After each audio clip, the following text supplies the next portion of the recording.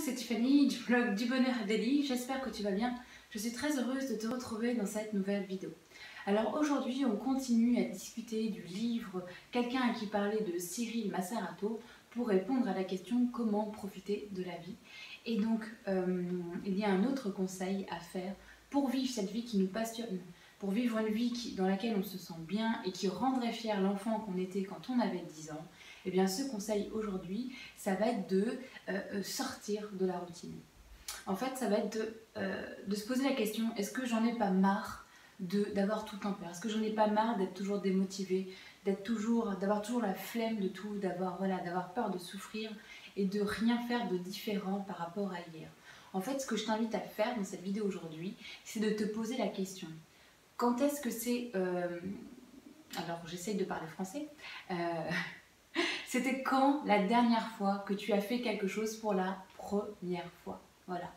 Donc si ça fait trop longtemps que tu n'as pas fait quelque chose pour la première fois, eh bien il va peut-être falloir changer les choses. Parce que la vie, c'est pas dans la routine. La vie est dans des choses qu'on fait pour la première fois, dans la sortie de notre zone de confort.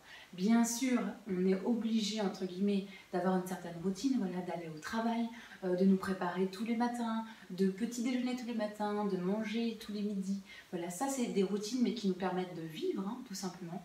Mais pour profiter de la vie, il faut aussi rajouter sur cette routine des choses qui sortent de l'ordinaire.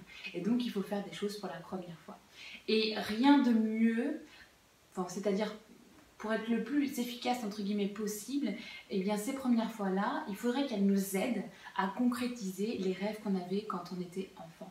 Donc ça peut être par exemple la première fois, donc ce serait de reprendre notre liste de rêves, d'en choisir un et de se dire qu'est-ce que je pourrais faire pour avancer dans ce rêve et faire des choses pour la première fois. Ça va peut-être de faire notre première recherche internet, d'en parler pour la première fois à quelqu'un de confiance, de téléphoner à un organisme pour avoir des réponses pour la première fois, voilà. Écrire pour la première fois l'introduction du livre qu'on a toujours rêvé d'écrire par exemple. Voilà. C'était quand la dernière fois que tu as fait quelque chose pour la première fois? Voilà. Pose-toi cette question aujourd'hui, demain, très régulièrement et tu verras que ça t'aidera à profiter de la vie, à sortir un peu de la routine et à donner juste de la joie à ta vie. Voilà. Donc j'espère de tout cœur que cette vidéo t'a plu, j'espère qu'elle t'aidera à faire de ta vie une vie plus belle et plus sereine et je te dis à demain dans la prochaine vidéo. Salut!